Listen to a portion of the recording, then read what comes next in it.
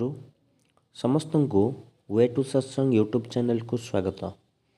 ଆଜି ଆମେ କଥା ହେବା ଏକ ସତ୍ୟ ଘଟଣା ଯାହାକି ଘଟିଥିଲା ଏକ ଗୁରୁ ଭାଇଙ୍କର। କେମିତି ଶ୍ରୀ ଶ୍ରୀ ଠାକୁରଙ୍କ ସତନାମ ମନନ ଦ୍ୱାରା ବିପଦ ସମୟରେ ରକ୍ଷା ମିଳିଯାଏ ତାରି ବିଷୟରେ ଆଧାରିତ। ଚ୍ୟାନେଲକୁ ଯେଉଁମାନେ ସବସ୍କ୍ରାଇବ୍ କରିନାହାନ୍ତି ଦୟାକରି ସବସ୍କ୍ରାଇବ୍ କରନ୍ତୁ ଏବଂ ଭିଡ଼ିଓଟି ଭଲ ଲାଗିଲେ ଅନ୍ୟ ଗୁରୁ ଭାଇମାନଙ୍କ ସହିତ ସେୟାର କରନ୍ତୁ। ଚାଲନ୍ତୁ ଆରମ୍ଭ କରିବା। ସେଦିନ ଥିଲା 1953 ସାଲର ଡିସେମ୍ବର ମାସର ପହିଲା ମଙ୍ଗଳବାର। ଦେଓଘର ଠାକୁର ବଙ୍ଗଳାରେ ଆମର ଆରାଧ୍ୟ ଦେବ ଶ୍ରୀ ଶ୍ରୀ ଠାକୁର ନିବୃତ୍ତ କେତନ ବାରଣ୍ଡାରେ ଉପବିଷ୍ଟ। ସମୟ ଅପରାହ୍ନ। କ୍ରମଶଃ ଭକ୍ତମାନଙ୍କର ଭିଡ଼ ଜମି ଉଠୁଛି। ପ୍ରଭୁଙ୍କ ଦର୍ଶନ ଓ ପ୍ରଣାମ କରି ଧନ୍ୟ ହେଉଛନ୍ତି ସମସ୍ତେ। ଡାକ୍ତର ପ୍ୟାରୀମୋହନ ଭାଇ ଶ୍ରୀ ଶ୍ରୀ ଠାକୁରଙ୍କ ହାତର ନଖ କାଟି ଦେଉଛନ୍ତି ଏବଂ ତାଙ୍କ ରକ୍ତଚାପ ପରୀକ୍ଷା କଲେ। ଏହି ସମୟରେ ଜଣେ ଭାଇ ଆସି ପ୍ରଭୁଙ୍କ ଶ୍ରୀପାଦ ପଦ୍ମରେ ଉପସ୍ଥିତ ହେଲେ। ସେ କଲିକତାରୁ ଦେଓଘର ଆସିଛନ୍ତି। ପ୍ରକୃତରେ ଅଗରତାଲାରୁ କଲିକତା ଦେଇ ଆସିଛନ୍ତି। ଦେଓଘର ଆଶ୍ରମକୁ ଆସାମ ଆଡ଼ୁ ଯିବାକୁ ହେଲେ କଲିକତା ଦେଇ ଯିବାକୁ ପଡ଼େ। ଆଶ୍ରମକୁ ଆସିବା ପାଇଁ ସେହି ଭାଇ ଜଣକ ପ୍ରଥମେ ଅଗରତାଲାରୁ କଲିକତାକୁ ଆସିଛନ୍ତି। ହାଉଡ଼ା ଷ୍ଟେସନରେ ଟ୍ରେନ୍ରୁ ଓହ୍ଲାଇ ପଡ଼ନ୍ତି। ଦୁଃଖର କଥା, ରାତିରେ ତାଙ୍କର ସମସ୍ତ ବ୍ୟାଗପତ୍ର ଚୋରି ହୋଇଯାଏ। ଶୋଇପଡ଼ିବା ସମୟରେ ହୁଏତ କେହି ତାଙ୍କର ସବୁକିଛି ନେଇ ଚାଲିଯାଇଛି। ତାଙ୍କ ଆଟାଚରେ ଟଙ୍କା ପଇସା ଥିଲା, ତା ବି ଚାଲିଗଲା। ଏବେ ସେ ନିସ୍ୱ। ପକେଟରେ କେବଳ ଅଗରତାଲାରୁ ହାଉଡ଼ାକୁ ଯିବା ପାଇଁ ରେଲୱେ ଟିକେଟଟି ଅଛି, ଯାହାକି ବର୍ତ୍ତମାନ ଅଲୋଡ଼ା। କାରଣ ଯାତ୍ରା ତ ସରିଛି। ଟିକେଟଟିର ଆଉ କୌଣସି ଆବଶ୍ୟକତା ନାହିଁ। ହାଉଡ଼ାରୁ ଜସିଡ଼ ଷ୍ଟେସନକୁ ଆସିବାକୁ ହେବ। ଆଶ୍ରମ ଯିବା ପାଇଁ ଏହା ହିଁ ପଥ। କିନ୍ତୁ ଗୋଟେ ପଇସା ବି ନାହିଁ ପାଖରେ। ଟିକେଟ କରିବେ କିପରି? ବିନା ଟିକେଟରେ ଯାତ୍ରା କରିବେ କିପରି? ଏହି ଚିନ୍ତାରେ ବସି ପଡ଼ିଛନ୍ତି ଷ୍ଟେସନର ଏକ ବେଞ୍ଚରେ। ଭାବୁଛନ୍ତି କ'ଣ କରିବି। ଆସିଛନ୍ତି ମାନେ ଆଶ୍ରମକୁ ଯିବେ ହିଁ। ଆଗକୁ ଯିବାକୁ ହେଉ ବା ପଛକୁ ଫେରିବାକୁ ହେଉ କୌଣସି ପାଇଁ ପଇସା ନାହିଁ। ମଝି ଦରିଆରେ ସେ ଯେପରି ଭାସୁଛନ୍ତି। କ'ଣ କରିବେ କିଛି ଚିନ୍ତା କରିପାରୁ ନାହାନ୍ତି। ସେ ଶ୍ରୀ ଶ୍ରୀ ଠାକୁରଙ୍କ ଶ୍ରୀଚରଣରେ ଆଶ୍ରିତ। ନାମଜପ କରିବାର ଅଭ୍ୟାସ ରହିଛି। ପ୍ଲାଟଫର୍ମର ବେଞ୍ଚରେ ବସିଥିବା ଅବସ୍ଥାରେ ଆଖି ବୁଜି ନାମ କରି ଚାଲିଲେ। ନାମର ମନନ ସହିତ ବ୍ୟାକୁଳ ଭାବରେ ପ୍ରଭୁଙ୍କ ଉଦ୍ଦେଶ୍ୟରେ ପ୍ରାର୍ଥନା ଜଣାଇ ଚାଲିଛନ୍ତି। ଆପଣଙ୍କ ଇଚ୍ଛା ହିଁ ପୂର୍ଣ୍ଣ ହେଉ ପ୍ରଭୁ।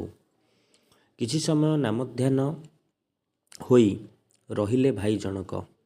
ହଠାତ୍ ଆଖି ଖୋଲି ଦେଖିଲେ ଜଣେ ବ୍ୟକ୍ତି ତାଙ୍କ ସମ୍ମୁଖରେ ଦଣ୍ଡାୟମାନ। ସେହି ବ୍ୟକ୍ତିଙ୍କୁ ପଚାରିଲେ ଭାଇ ଜଣକ, ଦେଓଘର ଯିବା ପାଇଁ କେଉଁ ଗାଡ଼ି? ସେ ଭଦ୍ରବ୍ୟକ୍ତି ଜଣକ ବେଶ୍ ନିଜର ପରି ଲାଗିଲେ।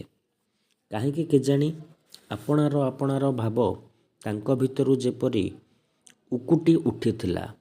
ଉପସ୍ଥିତ ଭଦ୍ରବ୍ୟକ୍ତି ଜଣକ ତାଙ୍କୁ କହିଲେ, ତୁମ ବାପାଙ୍କୁ ମୁଁ ଜାଣେ। ଏଥର ଆଶାର କ୍ଷୀଣ ସଞ୍ଚାର ହେଲା। ଯାହା ହେଉ ଏ ଅଜଣା ରାଇଜରେ ଜଣେ କେହି ଦୂର ପରିଚିତ ବ୍ୟକ୍ତି ଦୃଶ୍ୟ ହେଲେ। ସଙ୍ଗେ ସଙ୍ଗେ ସେହି ଭଦ୍ରବ୍ୟକ୍ତି ଜଣକ କେଉଁଆଡ଼େ ଚାଲିଗଲେ। ପୁନଶ୍ଚ ଆଶଙ୍କା, ପୁନରାୟ ନିରାଶ। ମୋ ବାପାଙ୍କୁ ଚିହ୍ନିଥିବା ବ୍ୟକ୍ତିଙ୍କୁ ପାଇଲି, ଅଥଚ ତାଙ୍କୁ ମୋର ବିପଦର କଥା କହିପାରିଲି ନାହିଁ। ମୁଁ ଯେ ଏବେ କ'ଣ କରିବି ତାହା ଜଣାଇ ପାରିଲି ନାହିଁ। ହୁଏତ କିଛି ସାହାଯ୍ୟ ମିଳିଥାନ୍ତା। ଛାଡ଼, ଦୁର୍ଭାଗ୍ୟ, ଏହା ଠାକୁରଙ୍କ ଇଚ୍ଛା। ଭାବି ନେଇ ପୁଣି ନାମଧ୍ୟାନରେ ସିଏ ଡୁବିଗଲେ। 3-4 ମିନିଟ୍ ପରେ ସେ ଭଦ୍ରବ୍ୟକ୍ତି ଜଣକ ପୁନଶ୍ଚ ଆସି ଉଭା ହେଲେ। ତାଙ୍କ ଆଡ଼କୁ ହାତ ବଢ଼ାଇ ଗୋଟେ ଟିକେଟ ଦେଇ କହିଲେ, ହାଉଡ଼ାରୁ ବୈଦ୍ୟନାଥ ଧାମ ଟିକେଟଟି ଧରନ୍ତୁ। ଆଶ୍ଚର୍ଯ୍ୟ, ବିସ୍ମୟ ଓ ଅବାକ୍ ହୋଇ ଚାହିଁଛନ୍ତି ସେ ଲୋକ ଜଣକ। ଏ ଭଦ୍ରବ୍ୟକ୍ତି ଜଣକ ତାଙ୍କ ଅସୁବିଧାର କଥା ଜାଣିଲେ କିପରି? ମୁଁ ତ ପଚାରିଲି କେଉଁ ଗାଡ଼ି ଦେଓଘର ଯିବ, କିନ୍ତୁ ସେ ହଠାତ୍ ଯାଇ ଟିକେଟ କରି ନେଇ ଆସିଲେ। ମୋ ମନର କଥା ସେ ବା କିପରି ଜାଣିଲେ? ଟିକେଟଟି ହାତରେ ଗୁଞ୍ଜି ଦେଇ ସେ ଭଦ୍ରବ୍ୟକ୍ତି ଜଣକ କହିଲେ, ଯାଆନ୍ତୁ, ଆଉ କୌଣସି ଅସୁବିଧା ହେବନି। ତାପରେ ଆଖି ପିଛୁଳାକେ କେଉଁଆଡ଼େ ଅଦୃଶ୍ୟ ହୋଇଗଲେ ସେ। ତାପରେ ଟ୍ରେନଟି ଆସିଲା, ଯାହାକି ବୈଦ୍ୟନାଥ ଧାମକୁ ଯିବ। ସେଥିରେ ଯାଇ ବସି ପଡ଼ିଲେ। ଆଉ ନାମ କରି କରି ଚାଲିଲେ। ମନେ ମନେ ବହୁତ ଖୋଜିଲେ ତାଙ୍କୁ। ଟ୍ରେନରେ ବସିଥିବା ଅବସ୍ଥାରେ ଝରକା ଦେଇ ପ୍ଲାଟଫର୍ମ ଆଡ଼େ ଚାହିଁ ଚାହିଁ ଖୋଜୁଥିଲେ, କିନ୍ତୁ କେଉଁଠି ବି ସେ ନଥିଲେ। ତାଙ୍କ ଚକ୍ଷୁର ପରିଧି ମଧ୍ୟରେ ସେ ଆସିଲେ ନାହିଁ। ପୂରା ଯାତ୍ରା ସମୟ ଧରି ସେ ଭାବି ଚାଲିଛନ୍ତି, କିଏ ଥିଲେ ସେହି ଭଦ୍ରବ୍ୟକ୍ତି, କେଉଁଠୁ ଆସିଲେ ଆଉ କେଉଁଆଡ଼େ ଚାଲିଗଲେ। ତାଙ୍କ ପରିଚୟ ବୁଝି ନେଇ ପାରିଲି ନାହିଁ। ଟିକେଟ ପଇସାଟା ତାଙ୍କୁ ଫେରାଇବାର ସୁଯୋଗ ନାହିଁ। ନାମ କରୁଛନ୍ତି ଆଉ ଏହିପରି ଭାବି ଚାଲିଛନ୍ତି। ଆଶ୍ରମରେ ପହଞ୍ଚିଗଲେ ସେ। ସେ ଅପରାହ୍ନ ସମୟରେ ଶ୍ରୀ ଶ୍ରୀ ଠାକୁରଙ୍କ ଶ୍ରୀଚରଣରେ ଉପସ୍ଥିତ ରହି ପ୍ରଣାମ ନିବେଦନ କରିଲେ ଏବଂ ଏ ସମସ୍ତ କଥା ବର୍ଣ୍ଣନା କରି କହିଲେ।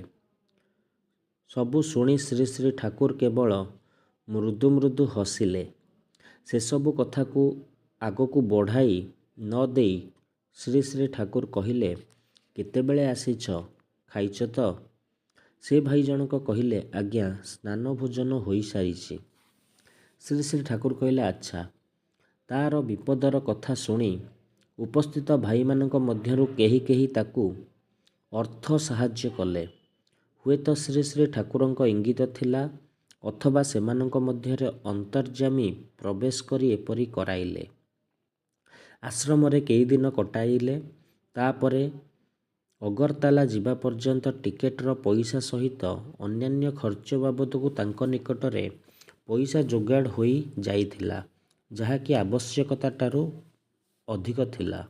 ବରିଷ୍ଠ ଭକ୍ତମାନଙ୍କ ସହିତ ଆଲୋଚନା କ୍ରମେ ସେ ଜାଣିବାକୁ ପାଇଲେ, ଏହିପରି ଭାବେ ଠାକୁର ପ୍ରତ୍ୟହ ପ୍ରତି ମୁହୂର୍ତ୍ତରେ ଭକ୍ତମାନଙ୍କୁ ବିଭିନ୍ନ ରୂପରେ ଦୟା କରିଥାନ୍ତି, ସହାୟତାର ବ୍ୟବସ୍ଥା କରିଥାନ୍ତି। ତୁମର ସୌଭାଗ୍ୟ ଶ୍ରୀ ଶ୍ରୀ ଠାକୁରଙ୍କୁ ସେହି ସାହାଯ୍ୟକାରୀ ବ୍ୟକ୍ତିଙ୍କ ରୂପରେ ଦେଖିପାରିଲ।